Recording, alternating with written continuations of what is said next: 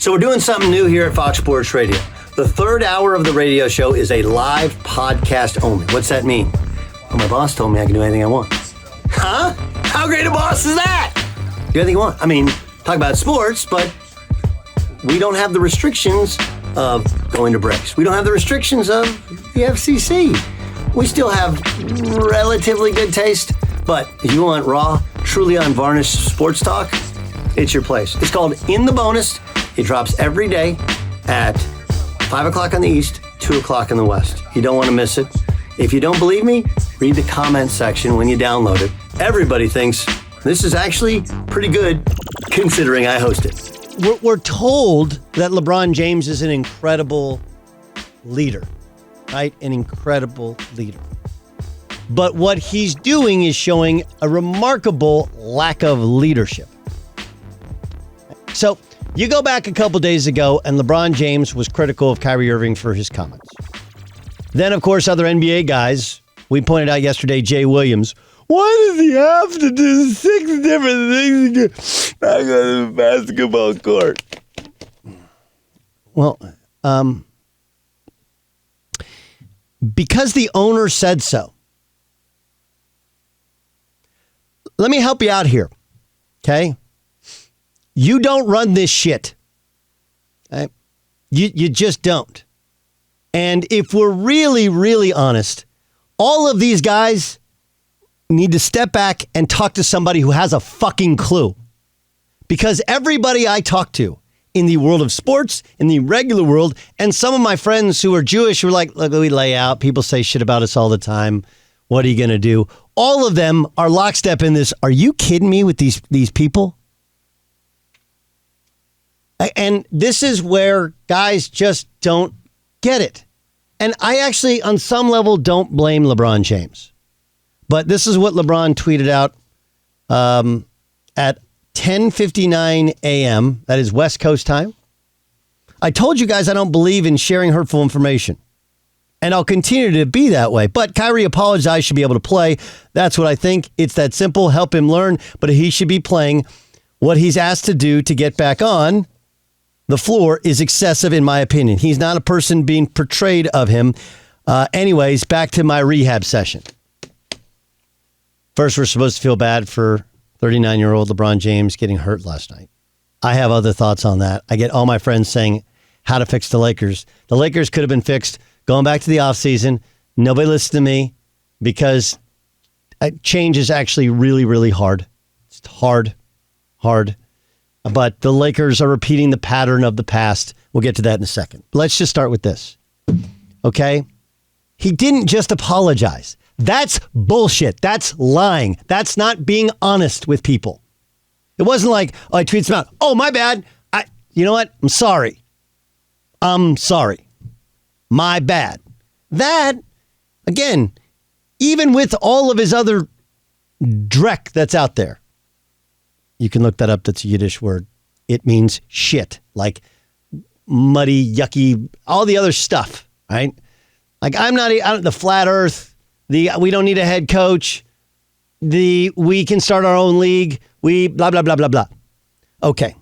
This is really, really important. Really important. I was at ESPN for 10 years, 9 years in Bristol. And I left there with a 5-year contract on the table. But in the middle of my tenure, fairly early on, I nearly lost my job. It's a true story. I got suspended. You want to know what for? Okay, here's what for. I got suspended because I was in a chat. Do you guys remember chats? They used to set you up on ESPN.com for a chat. I did doing a college basketball chat. And I had a couple of trolls, but this is before trolls actually kind of existed in the world of Twitter because Twitter didn't exist back then, right? So I was in a chat and guys were trolling me about credit cards and Notre Dame. And so my pushback was, hey, dude, when I think I had 2 responses. One was, when I say I want my pizza in 30 minutes or less, God damn it, 30 minutes or less, right? It's funny, right? And then somebody else trolled me and I said, hey, I can't find my Jordans. Can you ask your mom? Might be under her bed, right? So again, really sophomoric, You deliver pizzas. It's a classic joke. I slept with your mom. Classic joke. Again, this is before the days of Zach Wilson, who may have slept with somebody's mom. We don't know, right? Anyway, I thought it was funny, and there was a website that I think it was Jason McIntyre's website. The Big League picked it up, and it was funny. I had a boss. His name was Mark Gross. Right? Mark Gross was the coordinating producer, executive producer of SportsCenter, of all these other shows, but he was a high-level executive. And he called me in, and he said, I just wanted you to know we're going to take you. You're going to have 2 days off, paid suspension, not a gigantic deal, but I need you to think about something. I said, okay. Why am I being suspended? He said, the chat. I said, okay. He said, if it was up to me, I would have fired you. And I was like, like all the blood and all the air leaves your body. Again, at the time, this is like, I'm going to say like 2006, like my wife's at the time pregnant with twins, like you got Bill and you're like, holy shit, wait, I could have gotten fired over what? And this is what he said. He said, those people that poked the bear, that poked fun at you, that you made fun of back, those are paying customers. That's how we do what we do. I was like, Mark, I didn't curse. I used innuendo. It was really sophomoric. I don't understand. He's like, well, here's what you need to understand. The only thing important to us, is we serve the people who love sports. We serve the people who love sports. Those are the people who pay the bills. Okay, now, this has nothing to do with Joe Tsai, who's Chinese. This has nothing to do with other owners, half of whom are Jewish. It has to do with the fact that he plays for the Brooklyn Nets. And if you don't know anything about Brighton Beach, if you don't know anything about the Brooklyn Jewish and Hasidic community, that's fine. Okay? There's a bunch of other things that Kyrie Irving has done that's pretty much offended anybody who follows the sport. And the only thing you can fall back on is, yeah, but he's an incredible talent. Yeah, but I like the movie Uncle Drew. I mean, let's just be honest. If Billie Jean comes on, despite all of the things that we believe may have happened in Neverland, you're still going, oh, Michael Jackson was a heck of a talent. He's just a screwed up guy, right?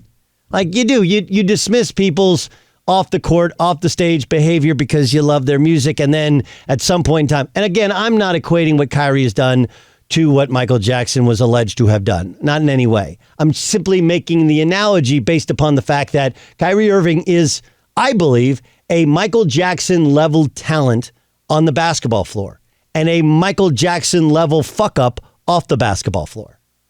Not anything in terms of kids, but just nonsense. Nonsense.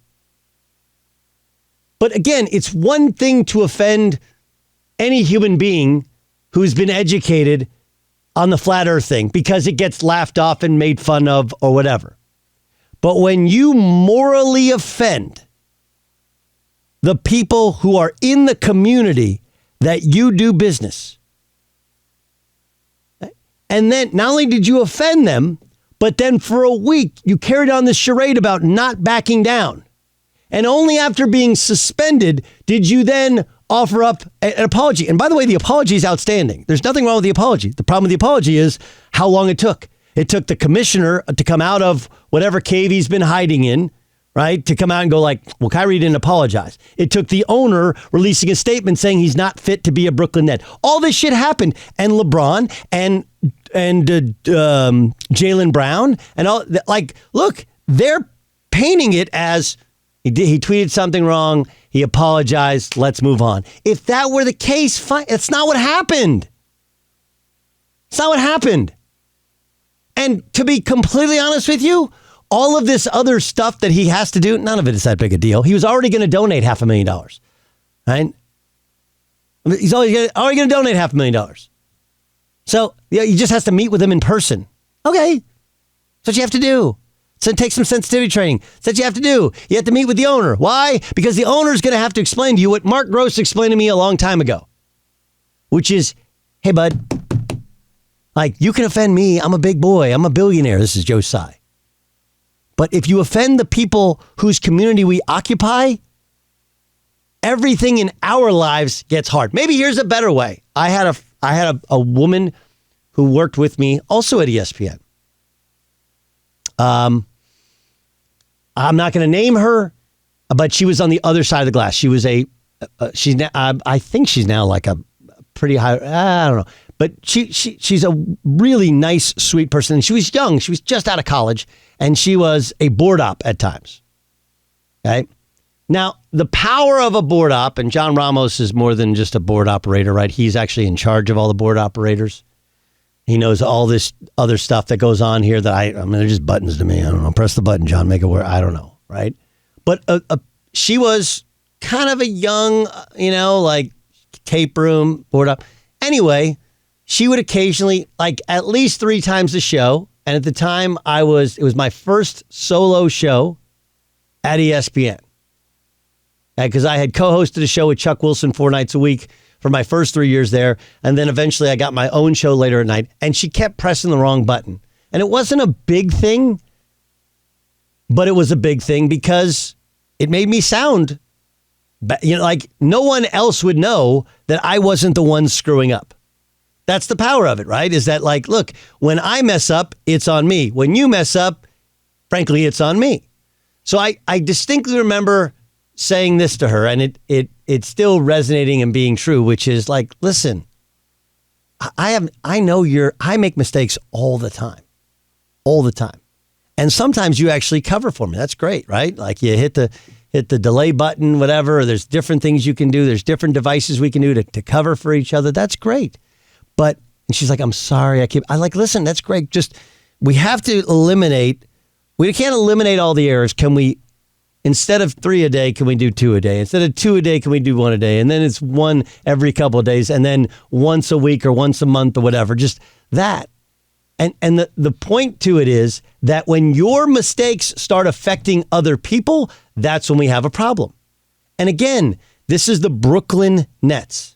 Okay, I don't know if you know how Bruce Radner built that building, okay, but it took a whole lot of help politically to do so. All right, it was an empty like train yard. It still is. It's kind of like a little mini Madison Square Garden where all the trains feed in to a subway stop underneath the building. Okay, all of these things, it makes Kevin Durant's life more difficult. He's got to answer questions for his friend. It makes the general manager, makes all these other players have to answer questions. All these other players, if you don't side with your teammate, you become linked in anti-Semitic language. The problem with LeBron is he's looking at it in a very outside of Brooklyn through a very narrow scope, only thinking, did he apologize? Yes. Did he do something wrong? Yes. We should move on. And none of that has anything to do with reality. And oh yeah, by the way, when you're echoing the sentiments of other people, that's not leadership. What he actually said the other day, albeit we can be hypocritical of the fact that he hasn't ever called out China. He works for Nike, blah, blah. I actually think some of that's unfair towards LeBron. I truly do. Like, you can't solve the world's atrocities. But he is a powerful figure at Nike, and maybe he can help. But what happens in China, what happens in China, right? Anyway. But the bigger point is this. What he did a couple of days ago was actually leadership. This is LeBron just 2 days ago. He apologized, but he caused some harm. And I think it's unfortunate, but I don't stand on the position to harm people when it comes to your voice or your platform or anything. So it doesn't matter what color your skin is, how tall you are, what position you are in. If you are promoting or soliciting or saying harmful things to any community that harm people, then I don't respect it. I don't condone it. Perfect. That's perfect. And then in terms of what they want him to do to come back to the team, like, don't tell me how to pray. Don't tell me how to mourn. You can advise me on how to spend my money, but don't tell me how to spend my money. And what you really shouldn't do?